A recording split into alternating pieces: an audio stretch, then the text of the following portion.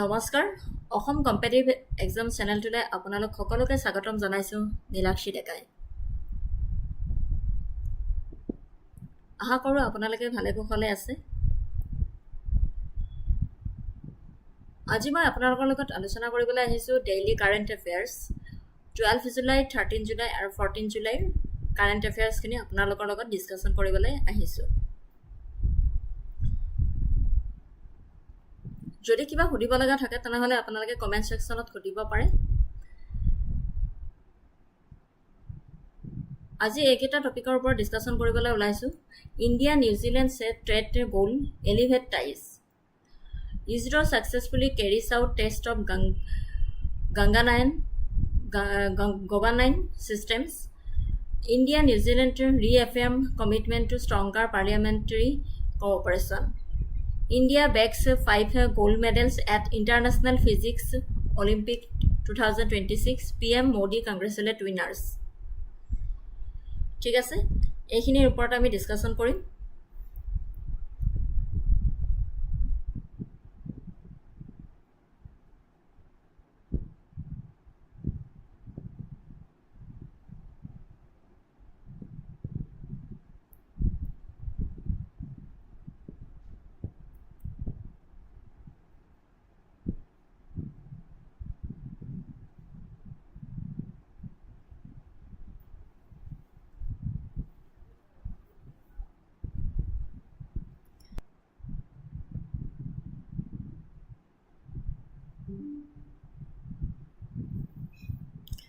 India New Zealand formally elevated their bilateral relationship to a strategic partnership. আমি হেডনাখনো last current affair ক্লাছত discussion কৰিছিলো যে Modi New Zealand visit কৰিবলৈ গৈছিলে এই ডিউৰিং হিজ ভিজিট তেখেতে কিহৰ ওপৰত ডিসকাশন কৰিছিলে trade goal and India New Zealand set trade goal elevates ties The landmark high-level meeting between PM Modi and New Zealand PM Christopher Luxon resulted in 18 concrete outcomes and 10 key agreements. Again, point to monotony, 10 key agreements. Anchored heavily by the India-New Zealand Strategic Partnership Roadmap to 2030.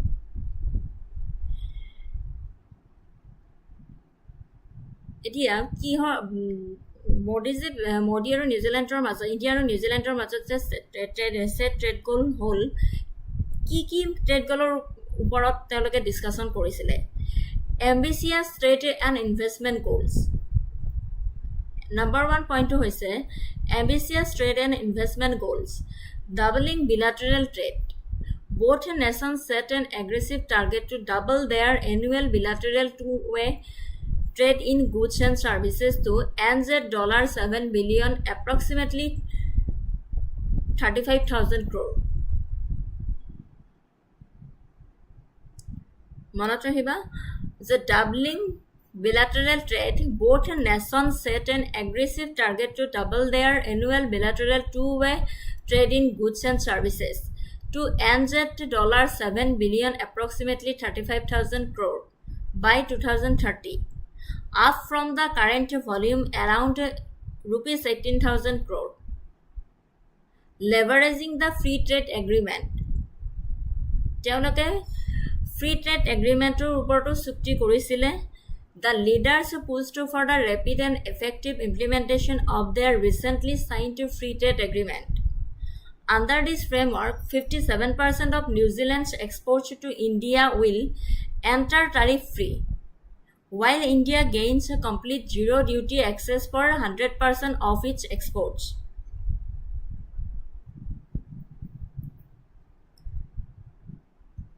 Under this framework, 57% of New Zealand's export to India will enter tariff-free, while India gains complete zero duty access for 100% of its exports.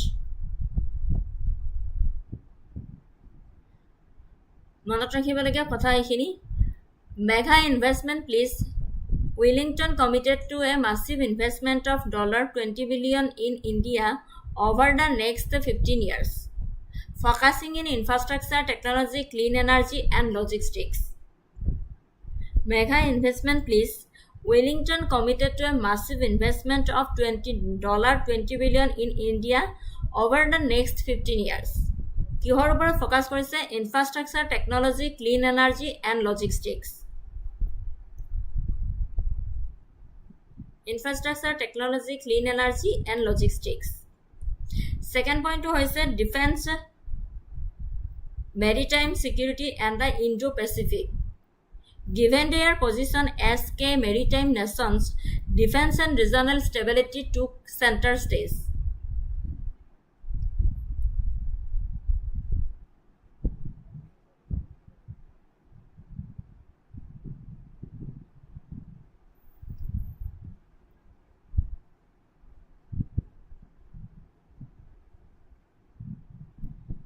Naval logistics and hydrography. The nation signed a mutual logistics support arrangement between the Indian Navy and New Zealand Defence Force, alongside pacts for sharing hydrographic data. Indo-Pacific synergy. A new framework for maritime cooperation was established. New Zealand nominated maritime security as a priority pillar under India's Indo-Pacific Ocean Initiative. They also announced a new maritime security dialogue to ensure freedom of navigation and overflight in accordance with international laws like UNCLOS. Counter-terrorism. The leaders established a joint working group on counter-terrorism to disrupt terror, financing networks and extremist activities.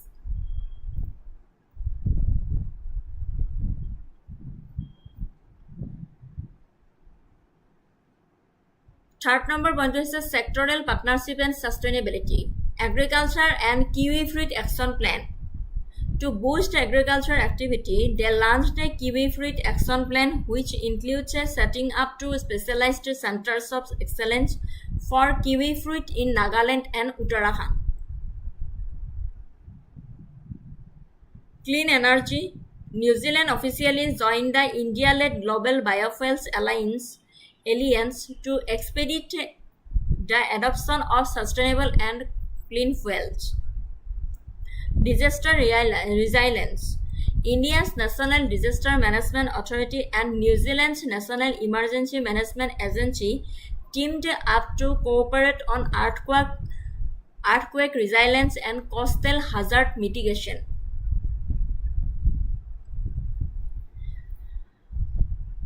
Fourth number point is technology, sports and global diplomacy. Innovation ecosystem. PM Modi invited Kiwi business to collaborate on fintech space and the digital economy and leveraging India's vast tech talent pool.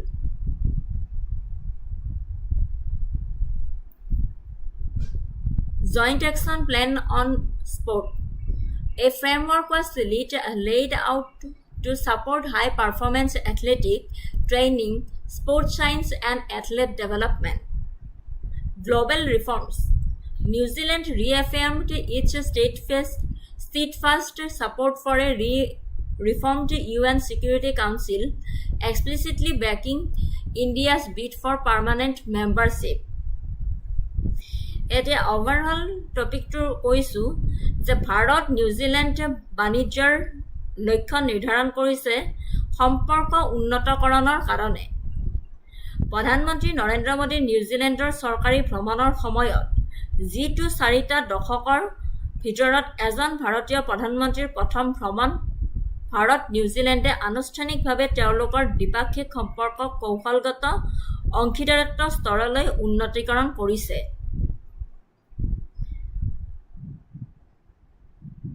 প্ৰধানমন্ত্ৰী মোদী আৰু নিউজিলেণ্ডৰ প্ৰধানমন্ত্ৰী Christopher লাকছনৰ মাজৰ এই গুৰুত্বপূৰ্ণ বৈঠকত 18টা নিৰ্দিষ্ট ফলাফল আৰু 10টা মূল চুক্তি স্বাক্ষৰিত হৈছে, যিবোৰ প্ৰধানকৈ ভাৰত আৰু নিউজিলেণ্ডৰ কৌশলগত অংশীদাৰত্বৰ ৰোডমেপ 2030ৰ ওপৰত আধাৰিত,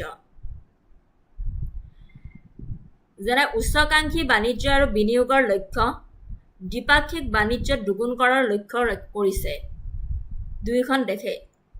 2030 চনৰ ভিতৰত দুয়োখন দেশে তেওঁলোকৰ বাৰ্ষিক দ্বিপাক্ষিক বাণিজ্য 7 বিলিয়ন নিউজিলেণ্ড ডলাৰলৈ প্ৰায় 35,000 কোটি টকাত দুগুণ কৰাৰ লক্ষ্য নিৰ্ধাৰণ কৰিছে। মুক্ত বাণিজ্য চুক্তি FTA ব্যৱহাৰ কৰিছে। ফ্ৰী ট্ৰেড নেতাসকলে শেহতীয়াকৈ স্বাক্ষৰিত মুক্ত বাণিজ্য চুক্তিৰ দ্ৰুত আৰু কাৰ্যকাৰী ৰূপায়ণৰ ওপৰত গুৰুত্ব আৰোপ কৰিছে। এই পৰিকাঠামোৰ অধীনত নিউজিলেণ্ডৰ ভাৰতলৈ ৰপ্তানি হোৱা 57% সামগ্ৰী শুল্কমুক্ত হ'ব বুলি কৈছে। আনহাতে ভাৰতে ইয়াৰ 100% ৰপ্তানিৰ বাবে সম্পূৰ্ণ শুল্কমুক্ত প্ৰৱেশাধিকাৰ লাভ কৰিব বুলি কৈছে। বিশাল বিনিয়োগৰ প্ৰতিশ্ৰুতি ৱেলিংটনে পৰৱৰ্তী 15 বছৰত ভাৰতত আন্তঃগাঁথনি প্ৰযুক্তি, পৰিষ্কাৰ শক্তি আৰু লজিষ্টিক খণ্ডত $20 বিলিয়ন বিনিয়োগ কৰাৰ প্ৰতিশ্ৰুতি দিছে। এইখিনি আছিল মূল কথা। বুজিবলৈ পাৰিছনে?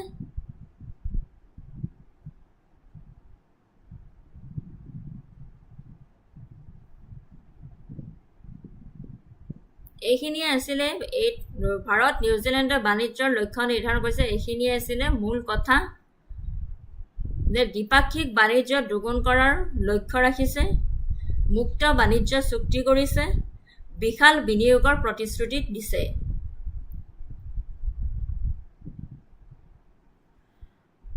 আৰু যিটো 4টা দশকৰ ভিতৰত ভাৰতৰ প্ৰধানমন্ত্ৰীৰ প্ৰথম ভ্ৰমণ আছিল নিউজিলেণ্ডলৈ। এই দ্বিপাক্ষিক সম্পৰ্কক কৌশলগত অংশীদাৰত্ব স্তৰলৈ উন্নীতকৰণ কৰিছে। ঠিক আছে?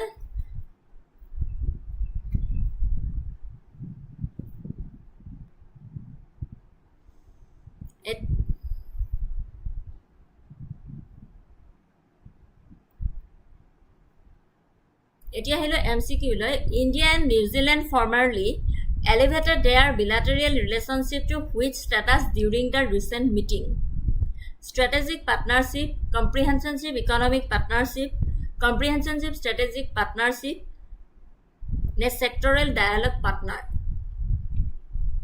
India and New Zealand formerly elevated their bilateral relationship to which status during the recent meeting? Correct answer to one, of course, option A, strategic partnership. Option A is the correct answer, strategic partnership. আমি আৰম্ভণি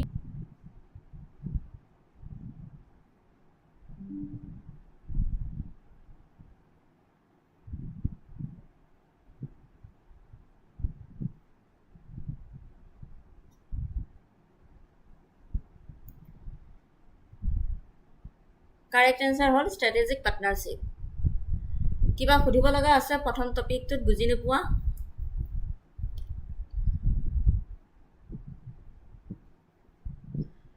যদি নাই তেনেহলে next টপিকটোলৈ গৈছো।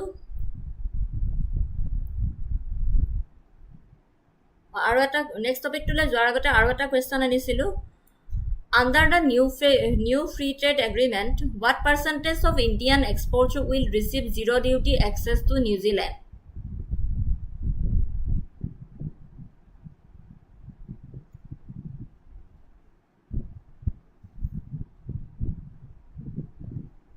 Under the new free trade agreement, what percentage of Indian exports will receive zero duty access to New Zealand? 57%, 75%, 85%, নে 100%?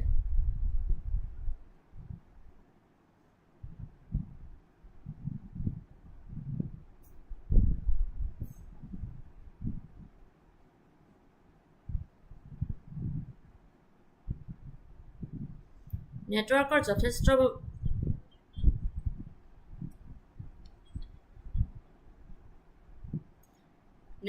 যথেষ্ট অসুবিধা হৈ আছে, তাৰ কাৰণে মই আপোনালোকৰ ওচৰত ক্ষমা মাগিছো। যথেষ্ট প্ৰব্লেম হৈ আছে নেটৱৰ্কিঙৰ।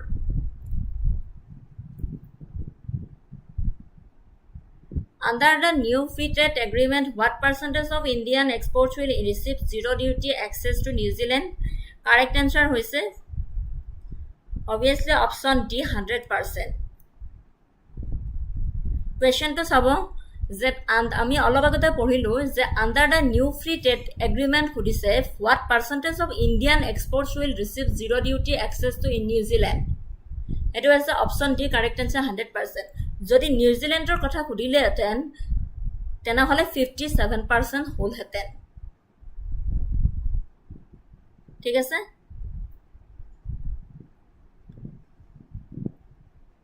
Moving to the next topic. ISRO successfully carries out test of Gaganyaan systems.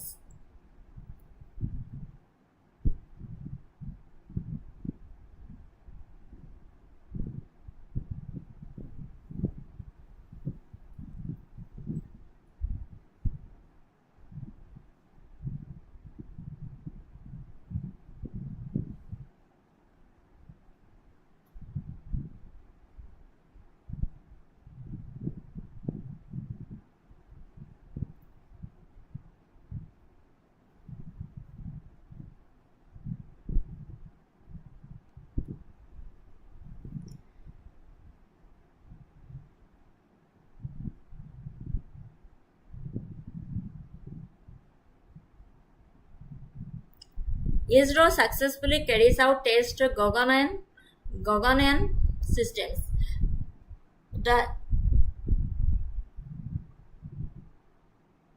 The Indian Space Research Organization successfully conducted 3 major qualification tests for the Gaganyaan mission's crew module systems. These trials are critical stress tests designed to push the hardware beyond its operational limits on the ground, ensuring absolute safety for Indian astronauts during their return journey. The most important points and takeaways from these tests include the crew, এক number পইণ্টটো হৈছে crew module uprighting system validation. ইয়াৰে উদ্দেশ্যটো কি হৈছে the goal at the end of the mission the crew module will parachute down and splash down in the sea. Strong ocean waves can easily capsize the capsule, leaving it upside down, which severely hampers astronaut instruction and communication. The test ISRO conducted a successful float impression test of the CMUS. এতিয়া how it works কেনেকৈ কাম কৰিছিলে? It uses coal gas based mechanism using compressed gas from high pressure bottles without any combustion to automatically inflate flotation balloons. The test proved that the system inflates uniformly and rapidly enough to flip the capsule back to an upright position under various bottle pressures.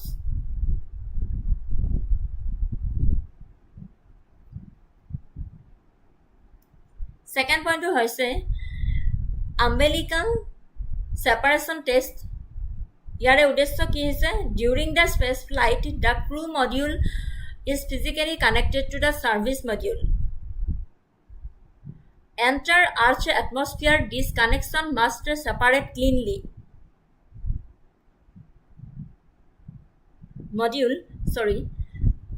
Connected to the service module by an umbilical link. Before the crew module re-enters Earth's atmosphere, this connection must separate cleanly. Any failure to disconnect could cause a catastrophic re-entry failure. The test ISRO tested the separation of the crew module service module connect and disconnect system. Specifically the unit on the crew module site known as CSU2. ইয়াৰে outcome কি আহিছিলে পৰীক্ষাৰ কৰাৰ পিছত আউটকামটো কি আহিছিলে the test demonstrated a completely clean mechanical separation of the umbilical mechanism while proving the structural stability of the crew module panels and their interfaces during the high energy disconnect.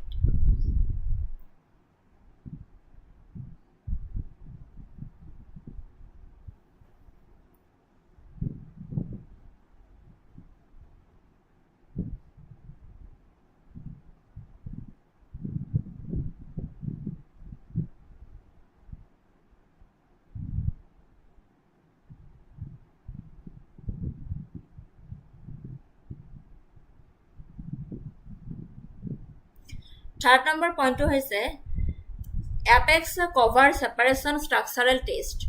ইয়াৰে উদ্দেশ্য হৈছে the apex cover is a protective shield located at the nose of the crew model. It protects the tightly packed parachute system from extreme aerodynamic heat and pressure during the initial flight and re-entry phases. It must be jettisoned at a specific altitude to let the parachutes deploy and slow down the module.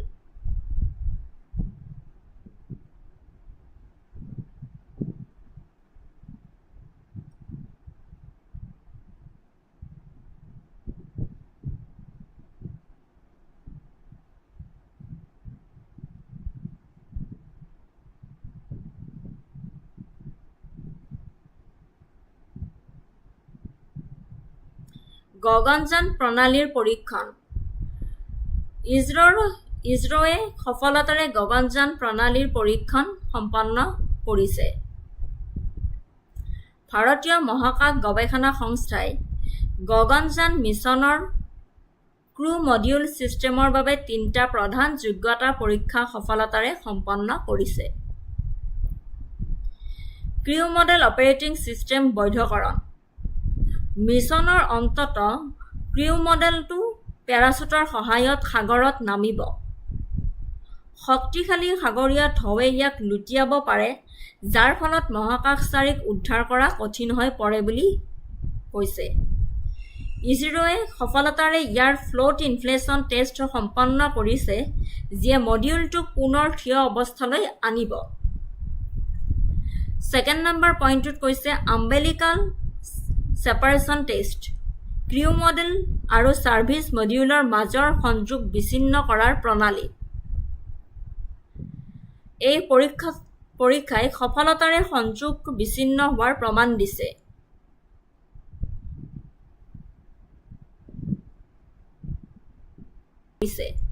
যিয়ে মডিউলটোক পুনৰ থিয় অৱস্থালৈ লৈ আহিব। Umbilical separation test crew module আৰু service মডিউলৰ মাজৰ সংযোগ বিচ্ছিন্ন কৰাৰ প্ৰণালী।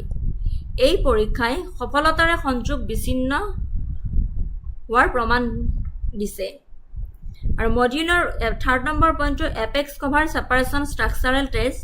ক্ৰু মডেলৰ ওপৰৰ সুৰক্ষামূলক আৱৰণটো নিৰ্দিষ্ট উচ্চতাত আঁতৰাই পেৰাচুট খোলাৰ বাবে পৰীক্ষা কৰা হৈছে। আৰু এই আৱৰণটোৱে প্ৰত্যাশিত চাপতকৈ 1.75 গুণ অধিক চাপ সহ্য কৰিব পৰাকৈ পৰীক্ষা কৰা হৈছে।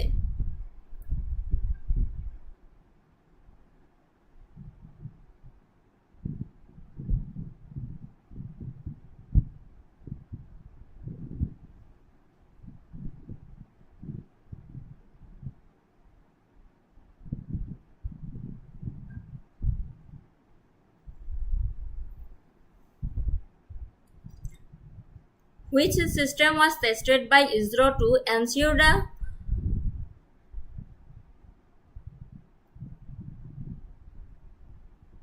Gaganyaan crew model flips upright if it capsizes after splashing down in the sea? CS, CDS, ne CMUS, ne SOLVE, ne Apex Cover Separation System. যি 3টা পইণ্ট আছিলে সেই 3টা ভালদৰে পঢ়ি চাব। তাৰ ওপৰত কুৱেশ্যন আহিব। Which system was tested by ISRO to ensure the Gaganyaan crew module flip upright if it capsizes after splashing down in the sea? Correct answer হৈছে option B, CMUS crew model uprighting system. ঠিক আছে।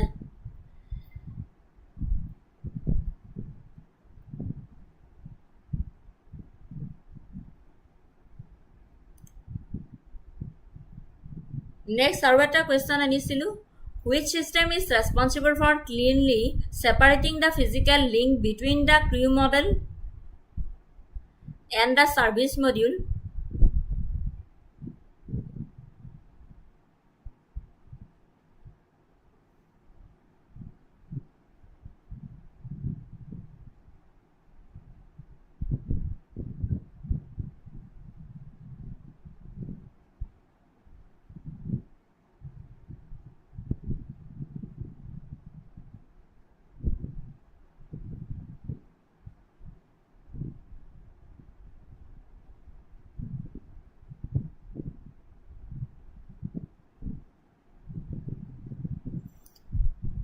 Which system is responsible for cleanly separating the physical link between the crew module and the service module before atmospheric re-entry? CMUS Solve CS CDS Connect and Disconnect System ne Apex Structural Shield. Correct answer hol option C CS CDS Connect and Disconnect System. Correct option hol CS CDS Connect and Disconnect System.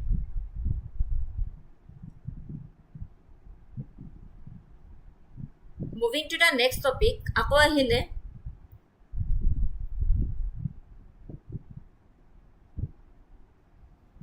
India-New Zealand reaffirm commitment to stronger parliament cooperation.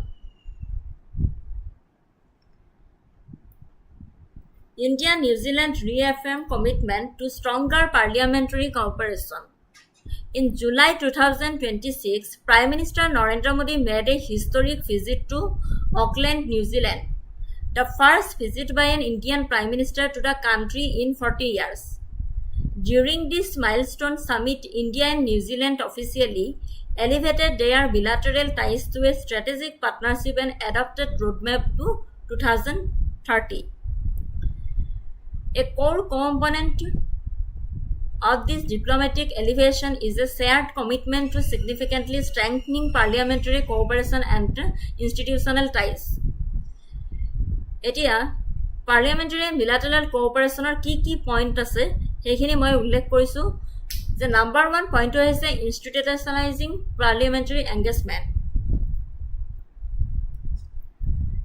এক number point হৈছে institutionalizing parliamentary engagement. ইয়াৰ ভিতৰত আছে parliamentary friendship groups, regular exchanges. Second number point হৈছে high level political and diplomatic commitments, high level dialogue. Third number point হৈছে economic and trade goals roadmap 2030. Doubling trade already discussed in the first slide.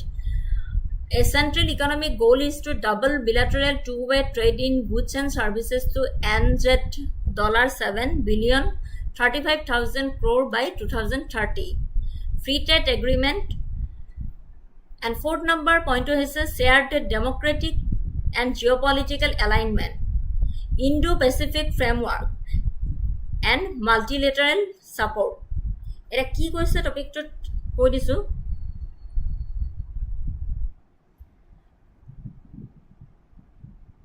সংসদীয় সহযোগিতা আৰু পদাৰ্থ বিজ্ঞানত বিজ্ঞান olympiad. সংসদীয় সহযোগিতা ভাৰত আৰু নিউজিলেণ্ডে সংসদীয় সহযোগিতা বৃদ্ধিৰ বাবে সন্মত হৈছে। ভাৰতীয় সংসদত নিউজিলেণ্ডৰ বাবে সংসদীয় বন্ধুত্ব গোট পুনৰুজ্জীৱিত কৰা হৈছে, পাৰ্লিয়ামেণ্টাৰী ফ্ৰেণ্ডশ্বিপ গ্ৰুপ। আন্তঃৰাষ্ট্ৰীয় পদাৰ্থ বিজ্ঞান অলিম্পিয়াড 2026 কলম্বিয়াৰ বুকাৰামাংগাত অনুষ্ঠিত 56 সংখ্যক IPHO ভাৰতৰ 5জন প্ৰতিযোগীয়ে সোণৰ পদক লাভ কৰিছে।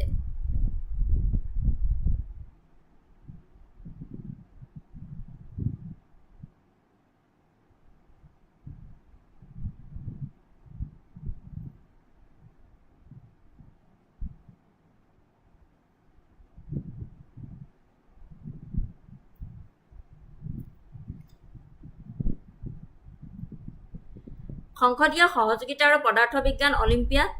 সংসদীয় সহযোগিতা ভাৰত আৰু নিউজিলেণ্ডে সংসদীয় সহযোগিতা বৃদ্ধিৰ বাবে সন্মত হৈছে আৰু ভাৰতীয় সংসদত নিউজিলেণ্ডৰ বাবে সংসদীয় বন্ধুত্ব গোট পাৰ্লিয়ামেণ্টাৰী ফ্ৰেণ্ডশ্বিপ গ্ৰুপ পুনৰুজ্জীৱিত কৰা হৈছে। ঠিক আছে, অলৰেডি আমি ডিছকাশ্যন কৰিলো যে ফাৰ্ষ্ট স্লাইডখনত economic and trade goals roadmap 2030 দ্বিপাক্ষিক বাণিজ্য দুগুণ কৰাৰ লক্ষ্যৰে মুক্ত বাণিজ্য চুক্তি ব্যৱহাৰ কৰিছে। বিশাল বিনিয়োগৰ প্ৰতিশ্ৰুতি, প্ৰতিৰক্ষা সামুদ্ৰিক আৰু নিৰাপত্তা ইণ্ডো পেচিফিক। ফাৰ্ষ্ট স্লাইডখনত ডিছকাশ্যন কৰিছিলোঁ যে প্ৰধান সামুদ্ৰিক শক্তি হিচাপে তেওঁলোকৰ স্থিতিৰ বাবে প্ৰতিৰক্ষা আৰু আঞ্চলিক স্থিৰতাই গুৰুত্ব লাভ কৰিছে। প্ৰতিৰক্ষা আৰু খণ্ডভিত্তিক অংশীদাৰত্ব, নৌ লজিষ্টিক আৰু হাইড্ৰগ্ৰাফী, ভাৰতীয় নৌসেনা আৰু নিউজিলেণ্ড প্ৰতিৰক্ষা বাহিনীৰ মাজৰ পাৰস্পৰিক লজিষ্টিক সমৰ্থন ব্যৱস্থা স্বাক্ষৰিত কৰা হৈছে। লগতে হাইড্ৰগ্ৰাফিক তথ্য আদান প্ৰদানৰ বাবেও চুক্তি হৈছে। ইণ্ডো-পেচিফিক সহযোগিতা সামুদ্ৰিক সহযোগিতাৰ বাবে এক নতুন পৰিকাঠামো গঢ়ি তোলা হৈছে। নিউজিলেণ্ডে ভাৰতৰ ইণ্ডো-পেচিফিক অ'চেনছ ইনিচিয়েটিভ অধীনত সামুদ্ৰিক নিৰাপত্তাক এক অগ্ৰাধিকাৰ স্তম্ভ হিচাপে মনোনীত কৰিছে। খণ্ডভিত্তিক অংশীদাৰত্ব আৰু বহন ক্ষমতা কৃষি আৰু কিউই ফলৰ কাৰ্য পৰিকল্পনা কৃষি উৎপাদনশীলতা বৃদ্ধিৰ বাবে এটা কিউ ফলৰ কাৰ্য পৰিকল্পনা কৰা হৈছিল, যাৰ ফলত নাগালেণ্ড আৰু উত্তৰাখণ্ডত দুটা বিশেষ কেন্দ্ৰীয় উৎকৃষ্ট কেন্দ্ৰ স্থাপন কৰা হ'ব বুলি কৈছে।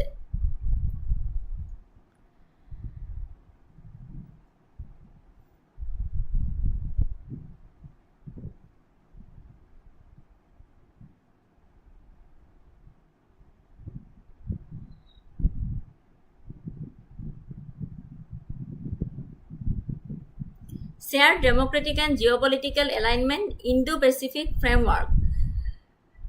As to robust democracies, the strengthening of parliamentary ties reinforces a shared commitment to a free, open, and rule-based Indo-Pacific, navigating regional challenges through international law and forums like UNCLOS. Our multilateral support.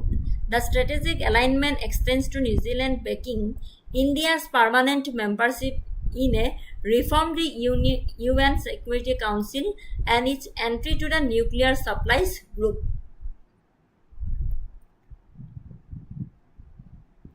ঠিক আছে, India and New Zealand have reaffirmed commitment to stronger parliamentary cooperation.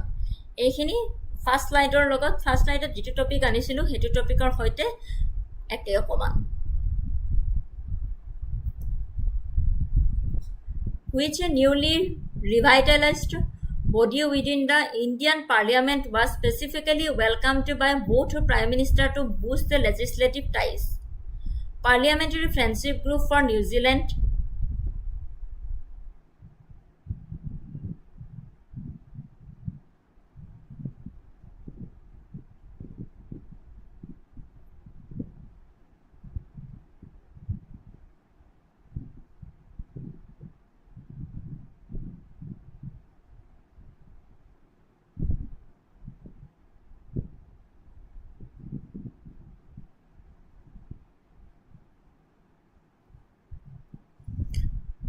Parliamentary Friendship Group for New Zealand, India NZ Maritime Cooperation Committee, Indo-Pacific Legislative Task Force, Joint Parliamentary Committee on Bilateral Trade. Correct answer hole option A, Parliamentary Friendship Group for New Zealand. আমি এইমাত্ৰ অলপ আগতে পঢ়িলো যে Parliamentary Friendship Group for New Zealand.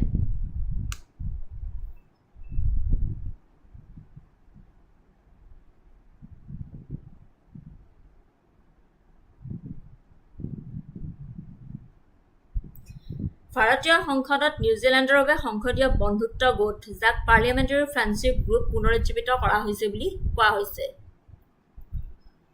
After a gap, how many years did an Indian Prime Minister visit New Zealand in 2026? 20 years, ne 30 years, ne 40 years, ne 50 years? Correct answer is 40 years. Moving to the next topic. India bags a 5 gold medal at International Physics Olympiad 2026. PM Modi congratulate winners.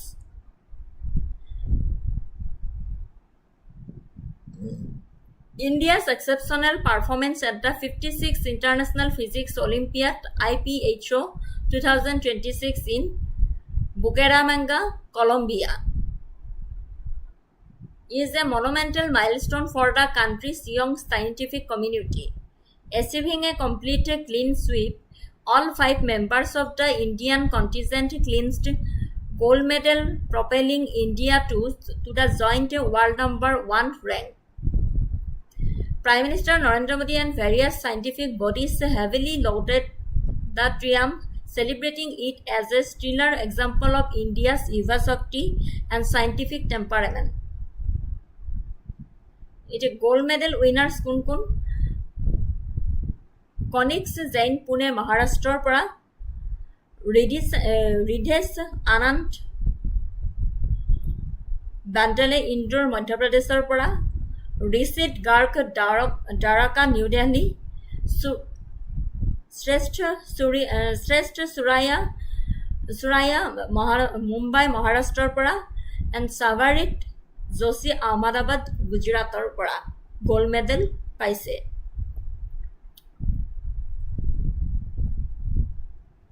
Excuse me.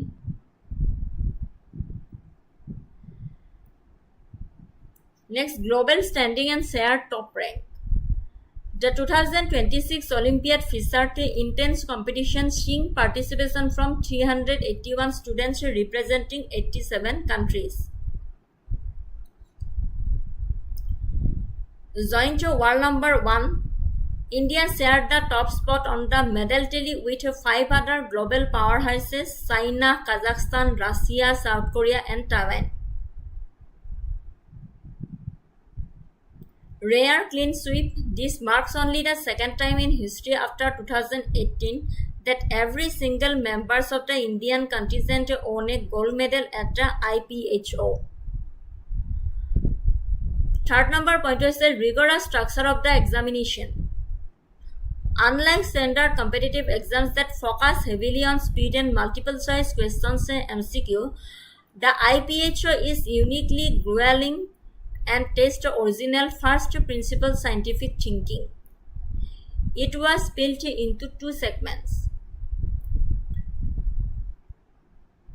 5-hour theoretical exam and 5-hour experimental exam.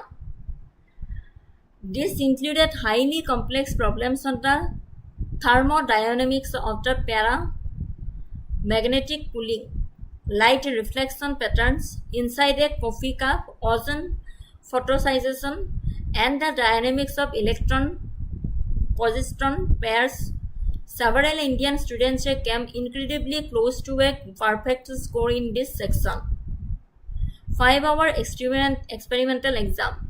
A rigorous laboratory exam that tested students on fluid thermodynamic process and heat transfer.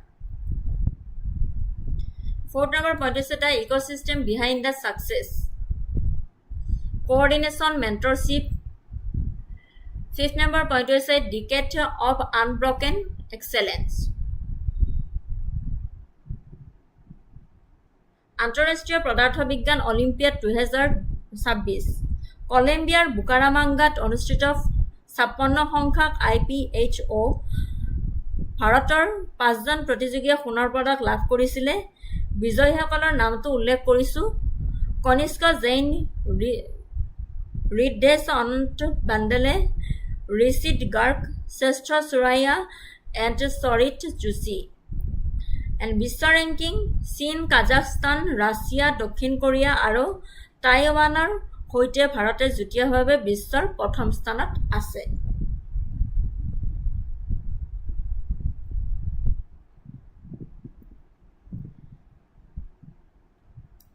Where was the 56th International Physics Olympiad 2026 held? New Delhi, India, Bucaramanga, Colombia, Seoul, South Korea, Moscow, Russia. এই মাত্ৰ আমি পঢ়িলো obviously correct answer option B. ঠিক আছে? Option B is the correct answer.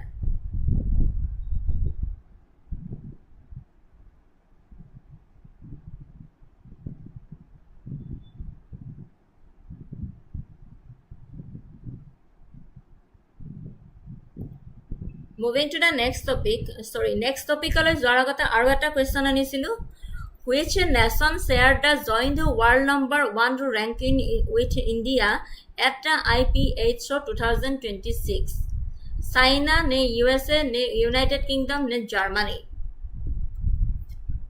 Which nation shared the joint world number 1 rank with India at the IPHO 2026?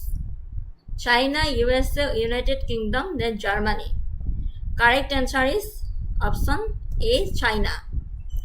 এইমাত্ৰ কলো যে চীন কাজাখস্তান ৰাছিয়া দক্ষিণ কোৰিয়া আৰু টাইৱানৰ সৈতে ভাৰত যুটীয়াভাৱেহে বিশ্বৰ প্ৰথম স্থানত আছে ইয়াতে কুৱেশ্যনটো সুধিছে which nation shared the joint world number 1 rank with India at the IPHO 2026? Correct answer option A, China. ঠিক আছে? Moving to the next topic, India Poland discuss cooperation in trade, defense and technology.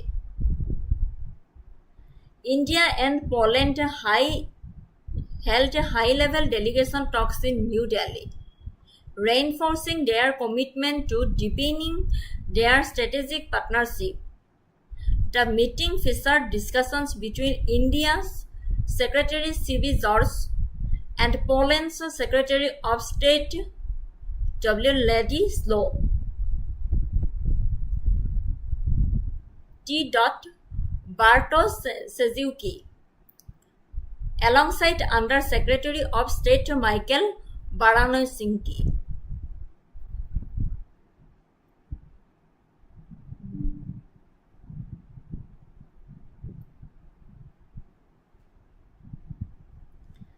Bharat আৰু Poland বাণিজ্য প্ৰতিৰক্ষা আৰু প্ৰযুক্তিত সহযোগিতাৰ বাবে আলোচনা কৰিছে। বিশেষকৈ বৈদ্যুতিক বাহন, ইভি, খনি জাহাজ পৰিবহণ আৰু সন্ত্ৰাসবাদ বিৰোধী অভিযানত সহযোগিতাৰ ওপৰত গুৰুত্ব দিছে দুয়োখন দেশে, ইণ্ডিয়া আৰু পলেণ্ডে।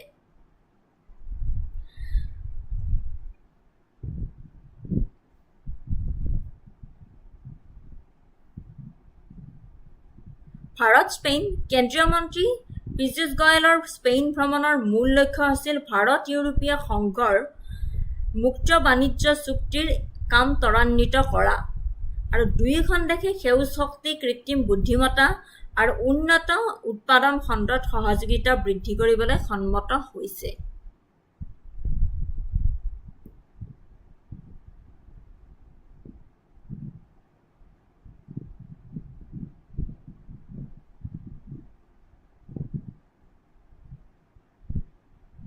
Defense and security, defense collaboration. Second number point to defense and security, defense collaboration, counter terrorism. এমাত্ৰ ক'লোৱে মই যে বিশেষকৈ বৈদ্যুতিক বাহন, খনি জাহাজ পৰিবহণ আৰু সন্ত্ৰাসবাদ বিৰোধী অভিযানত সহযোগিতাৰ ওপৰত গুৰুত্ব দিছে ইণ্ডিয়া আৰু পলেণ্ডে। থাৰ্ড নম্বৰ পইণ্টটো হৈছে টেকনলজি আৰু innovation, green and deep tech আৰু সন্ত্ৰাসবাদ বিৰোধী অভিযানত সহযোগিতাৰ ওপৰত গুৰুত্ব দিছে। ঠিক আছে? Trade and investment, defence and security, technology and innovation, Jio' politics and global stability, এইকেইটাৰ ওপৰত আলোচনা কৰিছে। Which major shipping bottleneck did India and Poland explicitly agree must remain free and open for trade during their recent strategic talks?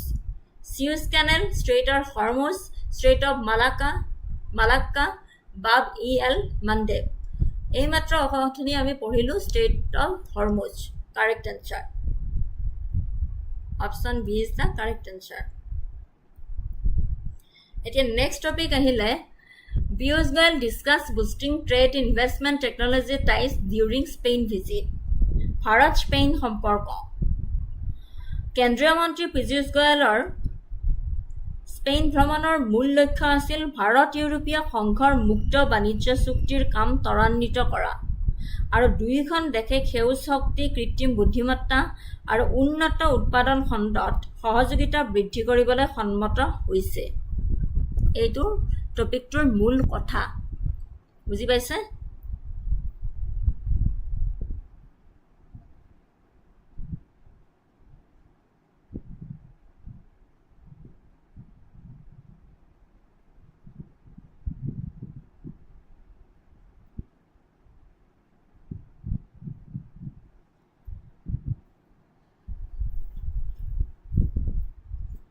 কেন্দ্ৰীয় মন্ত্ৰী Piyush গোয়েলৰ Spain ভ্ৰমণৰ মূল লক্ষ্য আছিল ভাৰত ইউৰোপীয় সংঘৰ মুক্ত বাণিজ্য চুক্তিৰ কাম ত্বৰান্বিত কৰা আৰু দুয়োখন দেশে সেউজী শক্তি, আৰ্টিফিচিয়েল ইণ্টেলিজেন্স আৰু উন্নত উৎপাদন ক্ষেত্ৰত সহযোগিতা বৃদ্ধি কৰিবলৈ সন্মত হৈছে। টপিকটোৰ মূল কথা এইখিনিয়ে। The important points and takeaways from his visit to Spain highlight several key areas of focus. Fast-tracking the India-European Free Trade Agreement, focus sectors for B2B collaboration, clean energy and climate tech, green hydrogen, সেউজ শক্তিৰ ওপৰত বিশেষকৈ গুৰুত্ব দিছে, deepening ties in green hydrogen and renewable energy system. এক number point হৈছে fast tracking the India European free trade agreement. ইয়াৰ ভিতৰত আছে finalising details and strategic legal scrubbing. Second point হৈছে focus sectors for B2B collaboration. ইয়াৰ ভিতৰত আছে clean energy and climate tech, frontier and digital technologies, expanding cooperation in artificial intelligence and semiconductors, advanced manufacturing and infrastructures, boosting partnerships in automotive, railways and smart manufacturing, and traditional pillars, strengthening commercial ties in tourism and food processing. Third number point is strengthening existing corporate footprints. Spanish investment in India, Indian tech presence in Spain. Number 4th point is commemorating the Spain-India dual year. The high-level meeting aligned strategically with the Spain-India dual year, which celebrates 70 years of formal diplomatic relations between two countries. This milestone is being leveraged to transition diplomatic goodwill into aggressive business-to-business partnership and increase foreign direct investment inflows.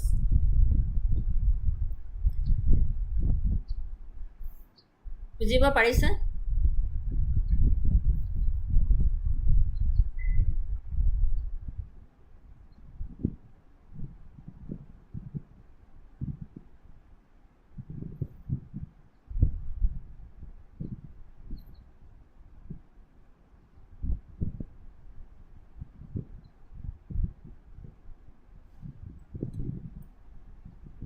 This visit signals India's intent to look beyond traditional Western partnerships and establish Spain as a premier gateway for tech-driven manufacturing, renewable energy, supply chains, and digital service exports within the broader European market. ঠিক আছে?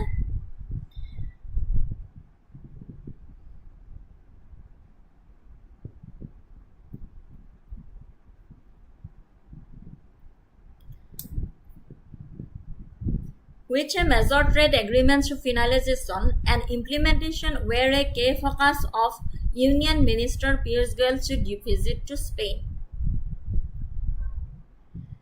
Which a major trade agreements finalization and implementation were a key focus of Union Minister Piyush Goyal's visit to Spain. India-UK FTA, India-European FTA, India-UAE CEPA, and India-Australia ECTA. Which one is correct? Correct answer hol option B, India-European Free Trade Agreement. India-European Free Trade Agreement.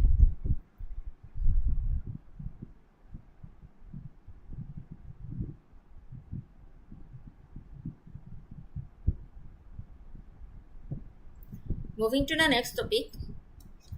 India-UK Comprehensive Economic and Trade Agreement comes into force tomorrow. India-UK Comprehensive Economic and Trade Agreement comes into force tomorrow. The Comprehensive Economic and Trade Agreement between India and United Kingdom will come into force from tomorrow. The landmark deal grants Indian exports zero duty access to 99% of tariff line in the UK market. It reflects the shared commitment of India and the United Kingdom to deepen their strategic partnership and deliver prosperity for their people. The groundwork for this historic agreement was laid in May 2021 through the enhance trade partnership and the adoption of the India-UK Roadmap 2030, which is set to goal of doubling trade to $100 billion by 2030. The implementation of the India-UK trade agreement marks a major step of India's journey towards becoming a globally integrated, resilient, competitive economy. It has been designed as a people-centric agreement that delivers benefits across society.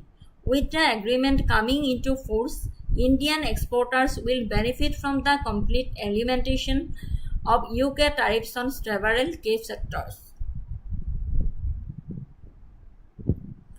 ভাৰত-ইউকে বাণিজ্য চুক্তি আৰু ৰাষ্ট্ৰসংঘৰ অভিযান। ভাৰত-ইউকে বাণিজ্য চুক্তি ভাৰত যুক্তৰাষ্ট্ৰৰ মাজত কম্প্ৰিহেনশ্যনশ্বিপ economic and trade agreement কাৰ্যকৰী কৰা হৈছে, যিটোক CETA বুলি কোৱা হৈছে।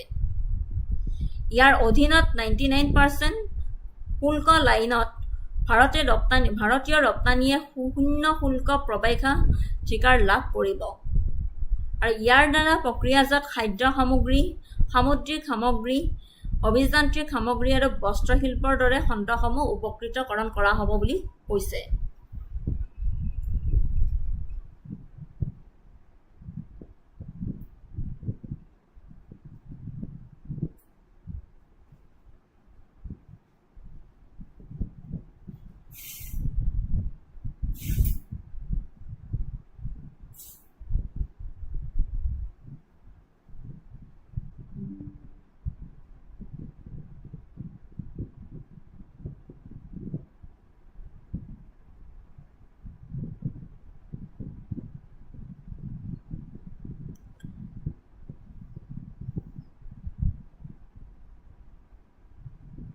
Tariffs of up to 70% on processed food products, over 21% on marine products, around 18% on engineering goods and auto components, up to 16% on leather and footwear products, around 12% on textiles and clothing will be reduced to zero. This will significantly enhance the competitiveness of Indian exports in the UK market, generate new opportunities for farmers, fishermen, medium, small and micro, small and medium enterprises and manufacturers, and strengthen India's integration into global value chains. Indian service providers in IT and IT-enabled services, financial services, healthcare, education, engineering, telecommunication and consultancy services will benefit from enhanced market access and greater regulatory certainty. ঠিক আছে?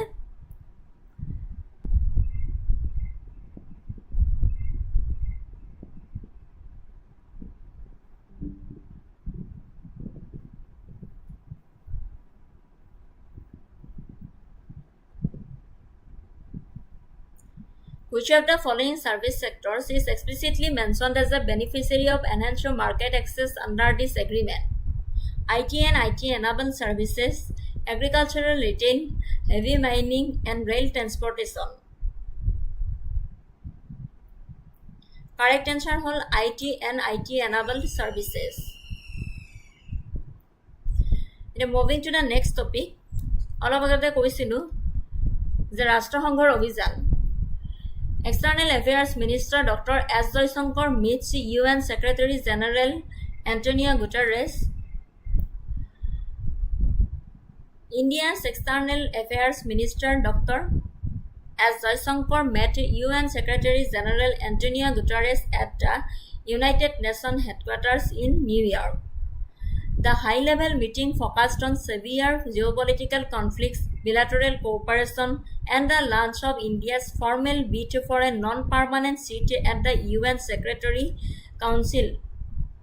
The key takeaways from the meeting and the surrounding events include: Number 1 point has a focus on global geopolitical conflicts, West Asia, Ukraine, and Sudan.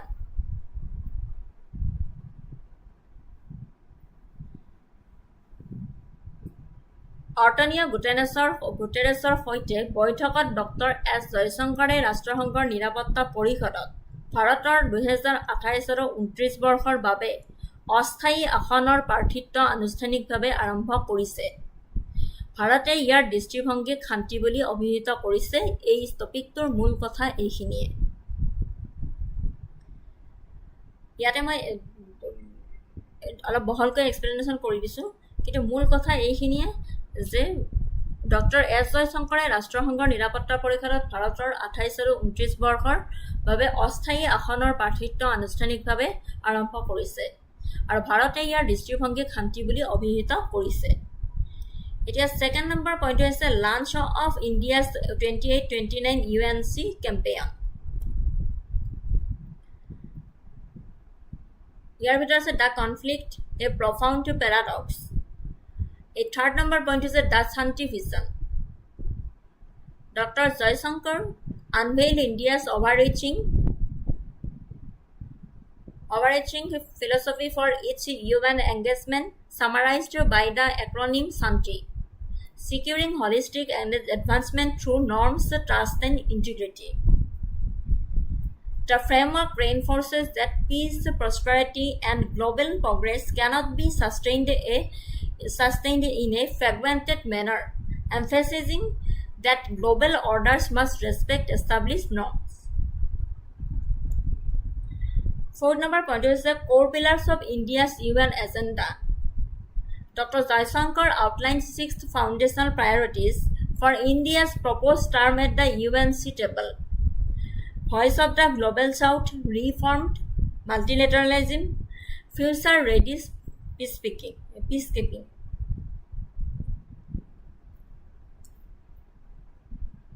Misuse of artificial intelligence, securing maritime commons, countering terror financing. Fifth number point is a dialogue versus war. Reiterating India's diplomatic position, the delegation underscored Prime Minister Narendra Modi's global stance that this is not an era of war, but one of dialogue and diplomacy. Jaishankar emphasized that India acts as a crucial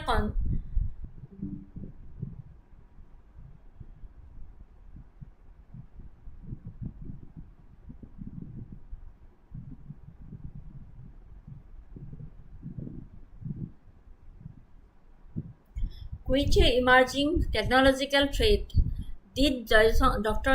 S. Jaishankar explicitly include as a core pillar of India's UNC agenda.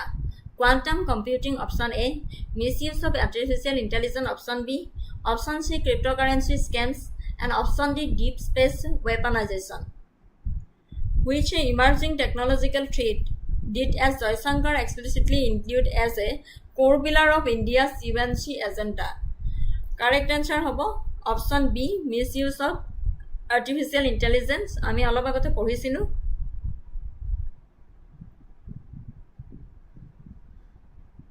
Next, moving to the next topic, Bharat tax.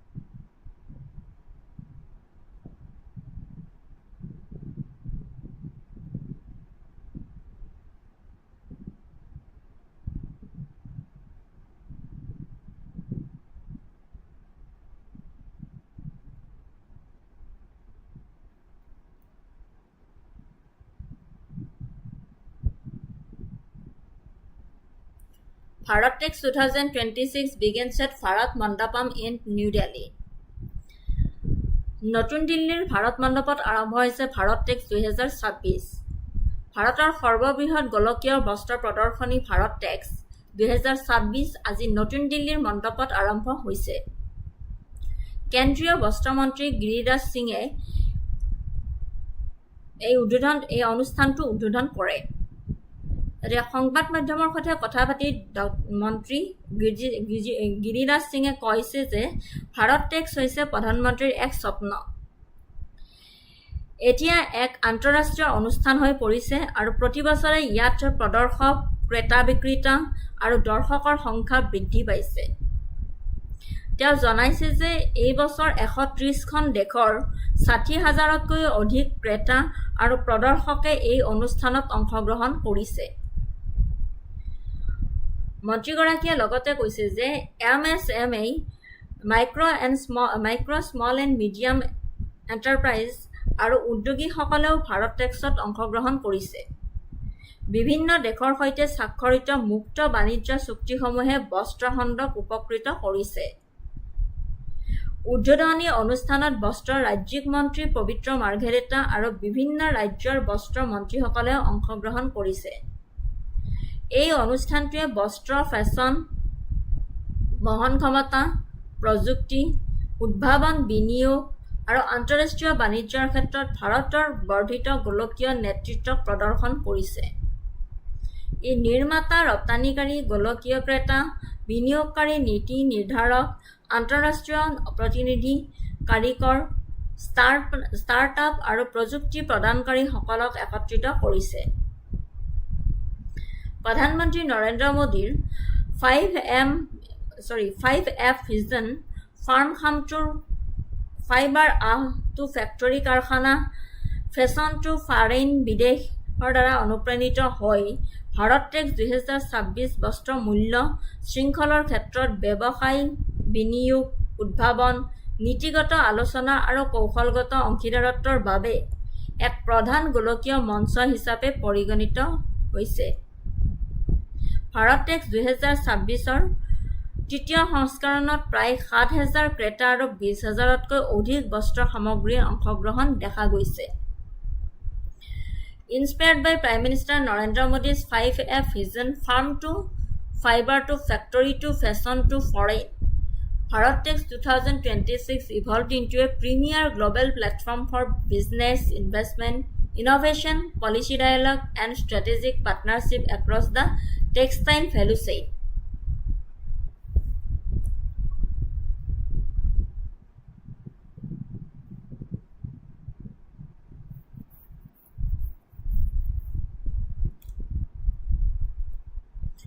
International exhibition from 14 countries participating in the event.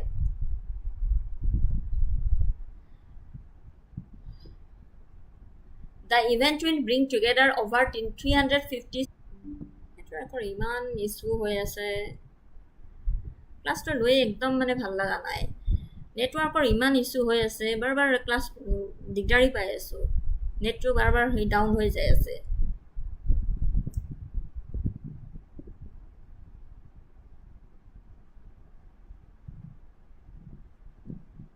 Authority vision, development, digital design, 4S vision, skill, scale, speed, sustainability, 5F vision, farm to fiber to factory to fashion to foreign, and option D, make in India vision. Correct answer option C, 5F vision, farm to fiber to factory to fashion to foreign.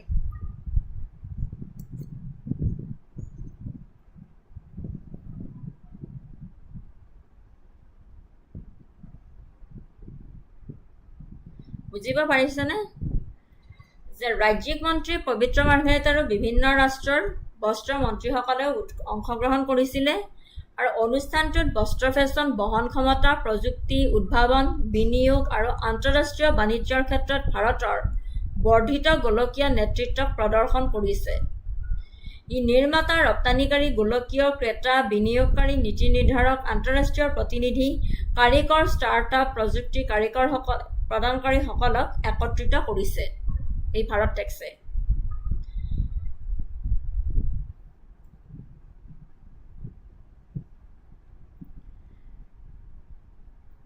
Moving to the next topic, India-Japan review defense ties, prepare ground for 2+2 dialogue. During the 8th India-Japan Defense Policy Dialogue held in Tokyo, Senior defense officials from both nations reviewed their bilateral military ties and laid the groundwork for the upcoming 2+2 foreign and defense ministerial dialogue. The critical takeaways from the high-level meeting include groundwork for the 2+2 ministerial dialogue, ministerial preparations, ministerial dialogue, and strategic momentum. Second number point is the focus on emerging strategic domains, advanced technology and industry, maritime defense hardware. Third number point is the review of comprehensive military cooperation, full spectrum engagement, and maritime security. And fourth number point is the shared Indo-Pacific vision, rules-based order, and regional convergence. Bharat আৰু জাপানে প্ৰতিৰক্ষা সম্পৰ্কৰ পৰ্যালোচনা কৰি 2+2 আলোচনাৰ বাবে পথ প্ৰশস্ত কৰিছে।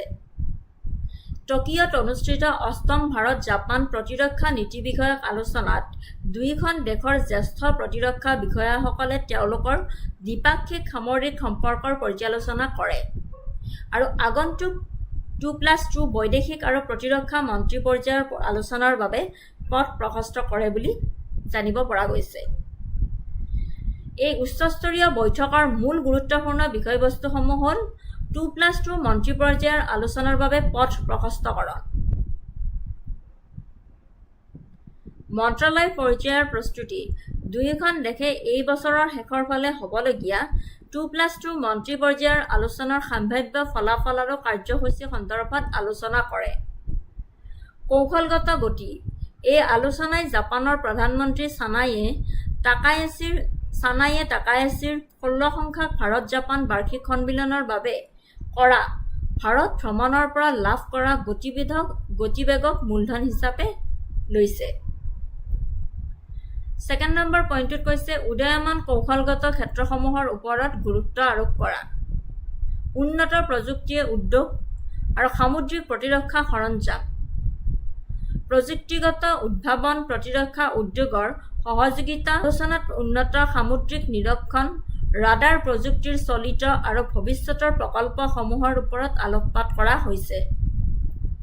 বিশেষকৈ জাপানৰ নৰা 50 NORA-50 ইউনিকৰ্নৰ দৰে নৌ সংযোগ এণ্টিনা প্ৰণালীত গুৰুত্ব আৰোপ কৰা হৈছে।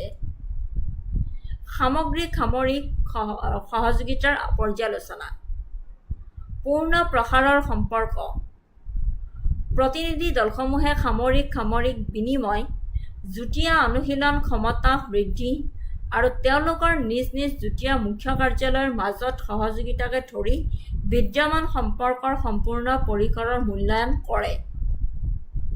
সামুদ্ৰিক সুৰক্ষা, মেৰিটাইম ছিকিউৰিটি, ভাৰত মহাসাগৰ আৰু পশ্চিম প্ৰশান্ত মহাসাগৰৰ কৌশলগত গুৰুত্বক বিবেচনা কৰি দুয়োখন দেশে ব্যৱহাৰিক সামুদ্ৰিক সুৰক্ষা অভিযান বৃদ্ধি কৰাত গুৰুত্ব আৰোপ কৰিছে।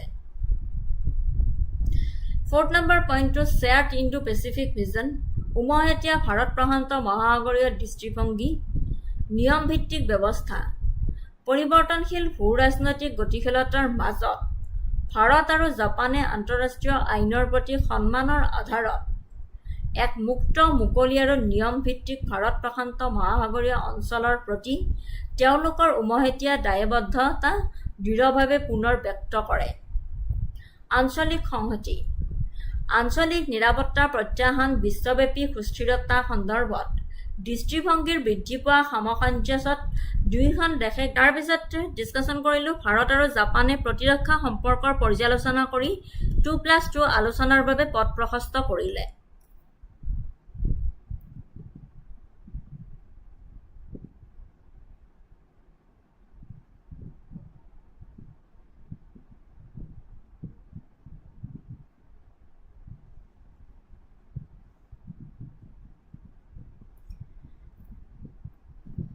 চুলমুলকৈ আকৌ এবাৰ কৈ দিছোঁ গোটেইকেইটা টপিকৰ ওপৰত। ভাৰত নিউজিলেণ্ডে বাণিজ্যৰ লক্ষ্য নিৰ্ধাৰণ কৰিছে আৰু সম্পৰ্ক উন্নতকৰণ কৰিছে।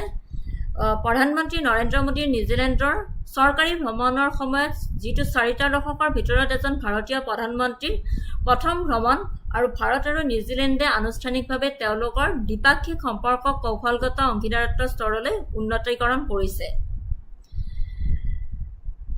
তাৰে ভিতৰত গুৰুত্বপূৰ্ণ বৈঠকত 18টা নিৰ্দিষ্ট ফলাফল আৰু 10টা মূল চুক্তি স্বাক্ষৰিত কৰে।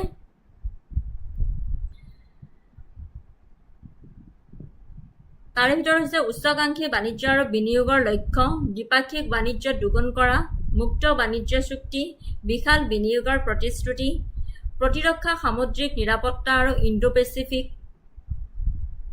প্ৰধান সামুদ্ৰিক শক্তি হিচাপে তেওঁলোকৰ স্থিতিৰ বাবে প্ৰতিৰক্ষা আৰু আঞ্চলিক স্থিৰতাই গুৰুত্ব লাভ কৰিছে। 1 নম্বৰ শ্লাইডখনত প্ৰথম টপিকটো প্ৰতিৰক্ষা আৰু খণ্ডভিত্তিক অংশীদাৰত্ব, নৌ লজিষ্টিক হাইড্ৰগ্ৰাফী, পেচিফিক সহযোগিতা, খণ্ডভিত্তিক অংশীদাৰত্ব আৰু বহন ক্ষমতা, কৃষি আৰু কিউএ ফলৰ কাৰ্য্য পৰিকল্পনা কৰিছে দুয়োখন দেশে।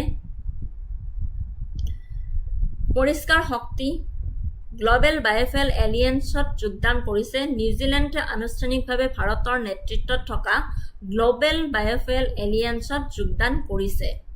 বিপৰ্যয় প্ৰতিৰোধ, ভাৰতৰ ৰাষ্ট্ৰীয় দুৰ্যোগ ব্যৱস্থাপনা কৰ্তৃপক্ষ NDMA বুলি কোৱা হয় যাক, আৰু নিউজিলেণ্ডৰ ৰাষ্ট্ৰীয় জৰুৰীকালীন ব্যৱস্থাপনা সংস্থাই ভূমিকম্প প্ৰতিৰোধ আৰু উপকূলীয় বিপদ হ্ৰাসৰ বাবে কাম কৰিব বুলি উল্লেখ কৰিছে।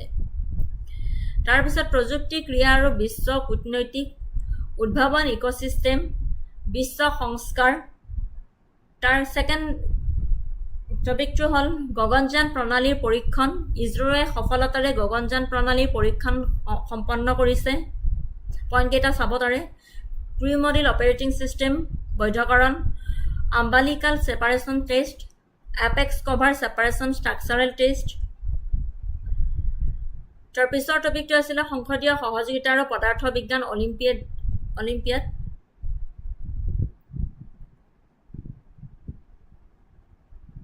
আন্তঃৰাষ্ট্ৰীয় পদাৰ্থ বিজ্ঞান অলিম্পিয়াড 2026 কলম্বিয়াৰ বুকাৰামাংগত অনুষ্ঠিত হৈছে।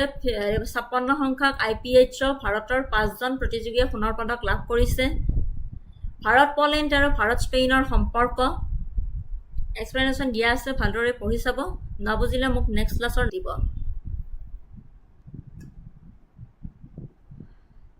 ভাৰত UK বাণিজ্য চুক্তি আৰু ৰাষ্ট্ৰসংঘৰ অভিযান, ৰাষ্ট্ৰসংঘৰ নিৰাপত্তা পৰিষদ,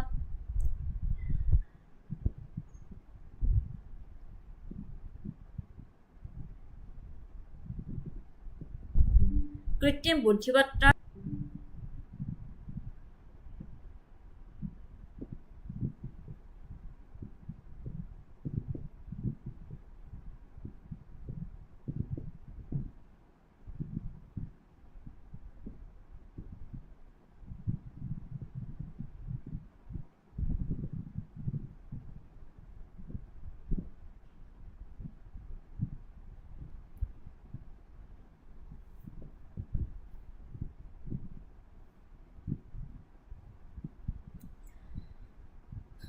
কেন্দ্ৰীয় মন্ত্ৰী গিৰিৰাজ সিঙে এই অনুষ্ঠানটো উদ্বোধন কৰিছিলে।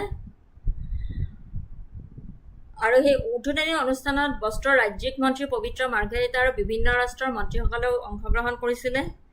অনুষ্ঠানটোত বস্ত্ৰ, ফেশ্বন, বহন ক্ষমতা, প্ৰযুক্তি, উদ্ভাৱন, বিনিয়োগ আৰু আন্তঃৰাষ্ট্ৰীয় বাণিজ্যৰ ক্ষেত্ৰত ভাৰতৰ বৰ্ধিত গোলকীয় নেতৃত্বক প্ৰদৰ্শন কৰিছে। ই নিৰ্মাতা, ৰপ্তানিকাৰী, গোলকীয় ক্ৰেতা আৰু বিনিয়োগকাৰী, নীতি নিৰ্ধাৰক, আন্তঃৰাষ্ট্ৰীয় প্ৰতিনিধি, কাৰিকৰ, ষ্টাৰ্টআপ আৰু প্ৰযুক্তি প্ৰদানকাৰীসকলক একত্ৰিত কৰিছে। প্ৰধানমন্ত্ৰী নৰেন্দ্ৰ মোদীৰ 5F vision farm to fibre to factory to fashion to ফৰেইনৰ দ্বাৰা অনুপ্ৰাণিত হৈছে। ভাৰত টেক্স 2026 বস্ত্ৰ মূল্য শৃংখলৰ ক্ষেত্ৰত ব্যৱসায়, বিনিয়োগ, উদ্ভাৱন, নীতিগত আলোচনা আৰু কৌশলগত অংশীদাৰত্বৰ বাবে এক প্ৰধান গোলকীয় মঞ্চ হিচাপে পৰিগণিত হৈছে বুলি উল্লেখ কৰিছে। একদম লাষ্টৰ টপিকটো আছিলে ভাৰত আৰু জাপানে প্ৰতিৰক্ষা সম্পৰ্কৰ পৰ্যালোচনা কৰি 2+2 আলোচনাৰ বাবে পথ প্ৰশস্ত কৰিলে।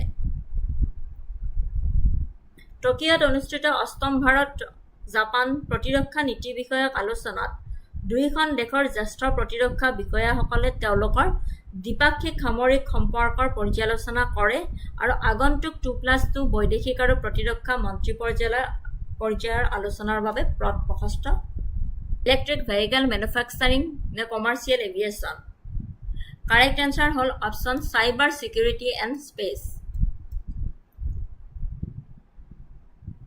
থেংক ইউ so much আজিলৈ মই ইমানখিনিয়ে কাৰেণ্ট এফেয়াৰ্ছ আনিছিলোঁ 12, 13 আৰু 14 জুলাই নেক্সট 15-16 আপোনালোকৰ মাজলৈ নেক্সট ক্লাছত লৈ আহি আছোঁ সাম্প্ৰতিক ঘটনাৱলী তেতিয়ালৈকে আপোনালোকে ভালদৰে পঢ়ি থাকক আজিলৈ বিদায় মাগিছোঁ ক্লাছটোৰ শেষত এটাই অনুৰোধ কৰোঁ যে যিসকলে চালে তেওঁলোকক অশেষ ধন্যবাদ জ্ঞাপন কৰিছোঁ আৰু যিসকলে নতুনকৈ আজি মোৰ চেনেলটো চাইছে তেওঁলোকে এটা অনুৰোধ কৰিছোঁ যাতে ছাবস্ক্ৰাইব কৰি দিয়ে যাতে আহি থকা এক্সামবোৰত অইন ছাত্ৰ ছাত্ৰীসকলৰো সুবিধা হয় ঠিক আছে ধন্যবাদ পুনৰ নতুন ক্লাছ এটিত লগ পোৱাৰ আশাৰে আজিলৈ বিদায় মাগিছোঁ যদি কিবা বুজি নাপায় প্ৰিভিয়াছ ক্লাছৰ আজিৰ বস্তুখিনি তেনেহ'লে মোক নেক্সট ক্লাছত সুধিব পাৰে মই আপোনালোকক নিশ্চয় সহায় কৰিম ধন্যবাদ